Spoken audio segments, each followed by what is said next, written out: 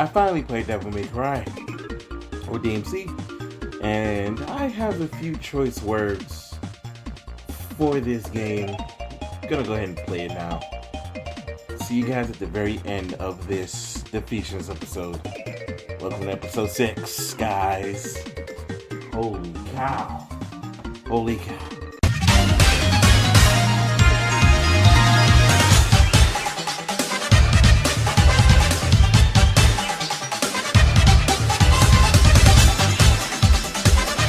This game is set in a parallel universe of the series.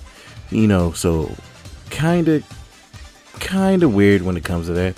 But people was able to get over that real quick, hopefully. Because, you know, at some point they were trying to say it was not, even though it was.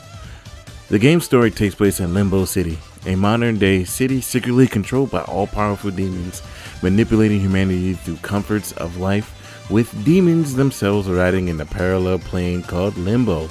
Which, if you think about it, does not make any sense. A person living pretty much as a homeless person, Dante, a young man, pretty much aware of the demons, and kind of doing everything he can to fight them in secret, but otherwise he is wasting his life by indulging in junk food and sex, which, like I said, was just pretty odd.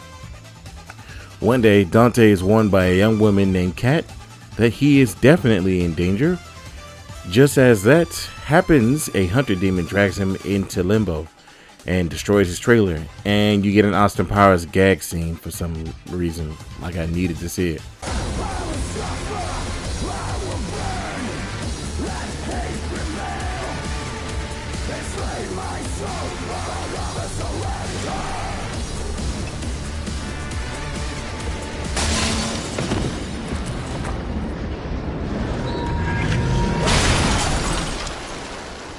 Missed.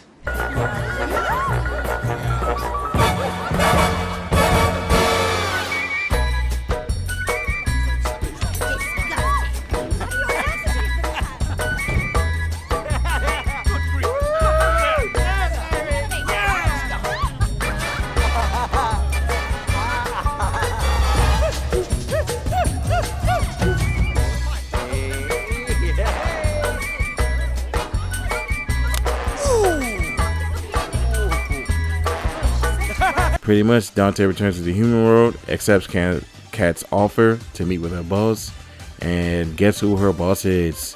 It's Virgil. Now, if anybody knows anything about that Devil May Cry lore, you know who Virgil is without me having to even explain who Virgil is. Along the way, Kat explains that Virgil leads the Order, aka Anonymous, an organization intent on exposing demons and releasing the world from their control. Pretty much this is a They Live clone if you haven't really noticed it. Virgil explains that he wants Dante to help him out, and Dante learns that he and Virgil are not only long lost twin brothers, but also Nephilim. And Virgil gets the Yamato, you know, and Dante gets the, I don't even know what the name Dante's sword is. Oh, yeah, that's right, it's the Rebellion, because this is what the Rebellion truly looks like. Alright. Like I said, the brothers learn that they are Nephilim, and the children of an angel and demon, so that means they're definitely Nephilim. The only beings capable of killing the cruel demon king Mundus, however you want to pronounce it. I'd rather call him Mundus from Devil May Cry 1, because I'll get to it. Their father Sparta was Mundus's chief lieutenant in the war against angels, until he betrayed Mundus by fathering twins with the angel Eva. Mundus, afraid of the Nephilim seeing them as abominations, killed Eva with his own hands by taking her heart out and kind of eating it. Sparta spirited his sons to safety, wiped away their memories for their own protection, and gave each a sword. Mundus then captured Sparta, condemned him to eternal torture while vowing to hunt down Dante, unaware of Virgil's existence. After learning the past by visiting his family and their decrepit mansion, Dante resolves to help Virgil bring down Mundus and end his regime. Woo! By the way, Mundus is in charge because the world owes him debt, which, you know, is something that we really need in a Devil May Cry for some reason.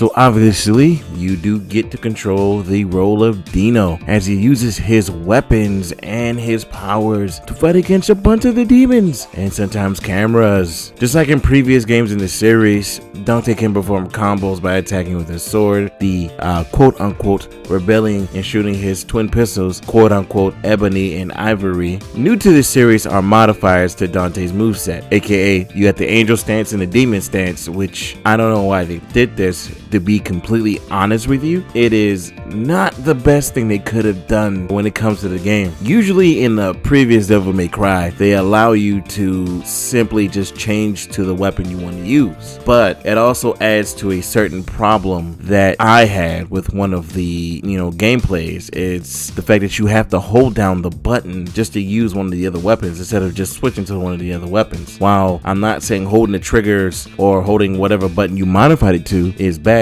but it is kind of annoying to sit there and have to hold the trigger button, and then sometimes you mess up and accidentally attack with the sword when you're trying to attack with Osiris, the scythe, or the arbiter, which is the axe, or you get, I think it's Enrix or whatever the hell the fist is, and or the freaking throw disc. It's a lot of things you can get in the game, but at the end of the day, I was more comfortable with just using Dante's basic weapon. Thankfully, they took away, you know what, I'm gonna let Zach explain that one. One of the things they did add with the Angel and Devil mode, it's the demon mode allows you to pull things toward Dante, including enemies and objects for the level, and Angel allows him to clear large gaps and pull himself toward. All these moves can pretty much be used in conjunction with one another to perform various combos, which pretty much are ranked. When enough power is gathered, Dante can activate quote-unquote Devil Trigger mode, which does slow down time and activate and levitates enemies into the air. Pretty much that I don't even know why they did that. The best part about it is it does allow him to recover his health. Pretty much, that's pretty much on that one. But it does bring to question on why they even added this version of Devil Trigger to this game when it could have just did something different or better, or just plain different, you know? By the way, I forgot to mention, Dante can upgrade his moveset and purchase items at the beginning of every level, which could help out in a variety of situations. So I do hope you do that. Yeah. But it's now time for a fun fact with Zach, in which he can explain some things. So, to start this off, we're not going to talk about Temi Mantionades and how he almost sunk the game before launch. We're going to talk about how Capcom had a breakthrough when it comes to the backlash of this game, which came some gems if you want to call them that. A delayed response to the expanding digital contents market. Insufficient coordination between the marketing and the game development divisions in overseas markets, and a decline in quality due to excessive outsourcing. If you can understand, then I will give you $1. This led to a definitive edition which had many of the problems fixed from the OG version, like Turbo Mode, a perk that when activated will run the game at a 20% faster speed. Hardcore Mode, a perk that rebalances the gameplay to emulate the classic Devil May Cry series. Dante can now damage color-coded enemies that could only previously be damaged with specific angel or demon weapons. And finally, manual target lock. That's kind of self-explanatory, but in the end, the fans know better. Again, that's why we got a Devil May Cry 5. Make sure you subscribe to the Defeationist Zacked Out Wild Fang In.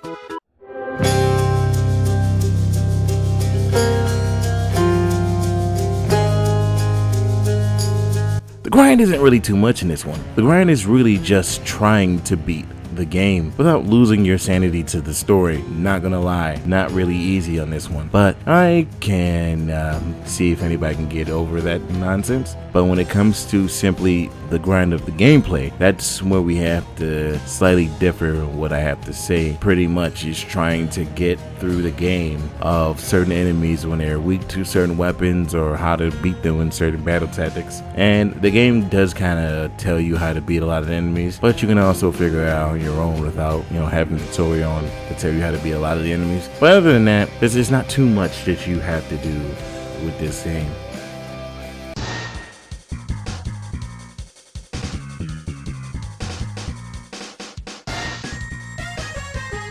Pretty much, the collectibles are really simple in this game. All you pretty much gotta do is find the keys, which lead to doors, which pretty much you just gotta open those doors, which lead to combat arenas or challenges in which you gain health crosses or devil crosses, I think that's what they're called, which lead to you getting higher health or devil trigger. See, it's real simple. It's not too much. It's not too much on this one, but I can say that it is a little annoying to find some of the things you do in this game, and or see a door where you're like, crap, I don't have a key. Not gonna lie to you though, about later in the game, I did start to ignore everything when it came to these keys and those doors, when I felt like I could just buy enough of health just to go beat the game. I felt like they weren't necessary, but if you want to collect them and be 100% completist, you can. Are you out of your mind?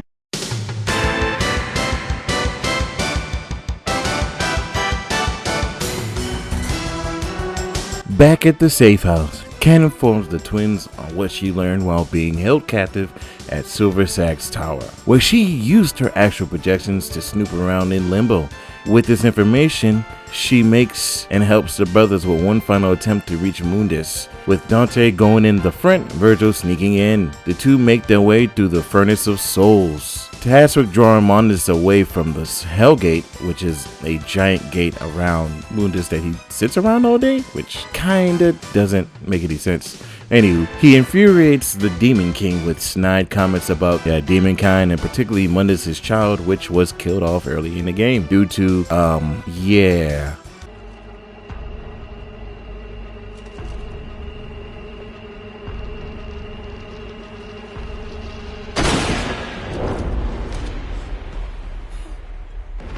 Fuck.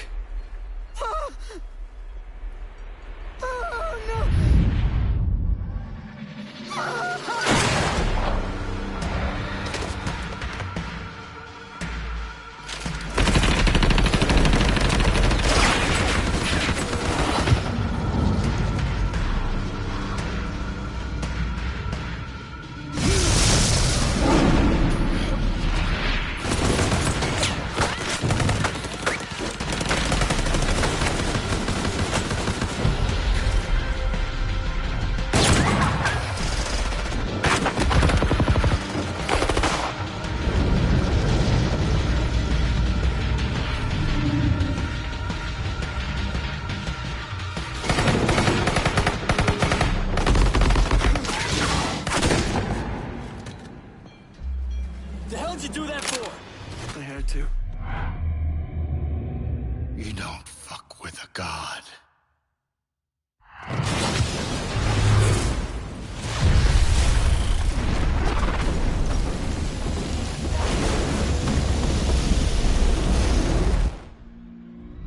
Get her out of here.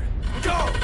After that, Mundus blasts Dante out the office and then rushes to him, and the two flying out of Silver Sacks Tower. Upon this, Virgil uses his Yamato, whatever you want to call it, to close the Hellgate, cutting off Mundus from his immortality, capturing his demonic soul in the human vessel known as Kyle Rider. However, Mundus turns into a giant glob city thing, which, if you really think about it, it's just a remake of the Succubus fight. Yes, the Succubus fight was pretty much dumb as shit earlier in the game. I'm not gonna lie to you, that was pretty stupid. Now that Mundus has been defeated, there's nothing less to sustain Limbo, so the people that are, pretty much out in the streets do see the demons for what they are.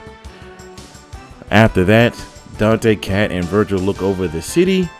Virgil thanks Dante for all his help and begins to outline his plan for ruling over mankind, in which Dante and Cat disagree with. Pretty much, it leads to an argument back and forth with the brothers, which leads into the newest and greatest part of this new Defeationist thing, which some games will get.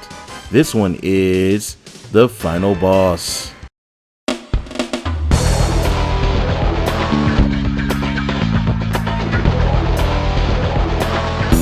Dante can't allow his own flesh and blood to rule over the people he had just freed. But Virgil can't let his brother obstruct his bid for domination. The two brothers at odds, they finally cross swords. This leads to the final boss of the game, in which you now have to fight the truly Devil May Cry style boss. It is a fight against Virgil, and is a painful reminder that Devil May Cry 3 and 5 still does this fight better. The boss theme though is fantastic, which enhances the fight, and it's not too hard either. It's also not too easy. As the brothers battle, the level does start to get a little thundery and lightning and start to mess up a little bit all around the background, which does help out when it comes to the ambience of the fight, which makes this fight actually the best boss fight in the game to me. Other people are saying it's Bob Barber's or something else, but I truly think this boss fight is something that needs to be kind of looked at as one of the better boss fights in the game. For to me, it's the only boss fight that I genuinely had fun with, could remember, and I genuinely wasn't really freaked out to look at. While Bob Barber's is a great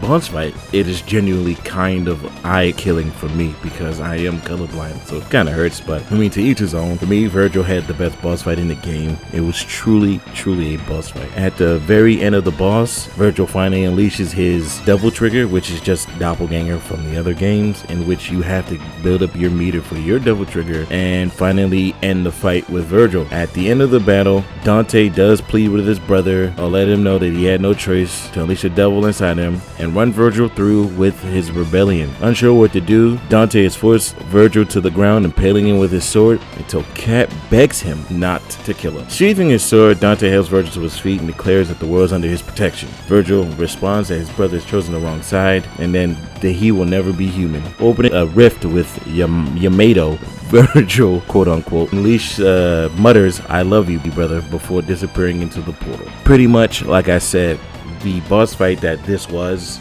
not as good as it could have been, and it could have been better, especially when it comes to Devil May Cry 3 and 5. That truly shows that yes, Virgil can be a fantastic boss fight. So let's move on from this so I can give you the ratings and get back to my life from this game. Finally played it for you guys. So this game gets my Defeationist rating of, I guess, 2-bit.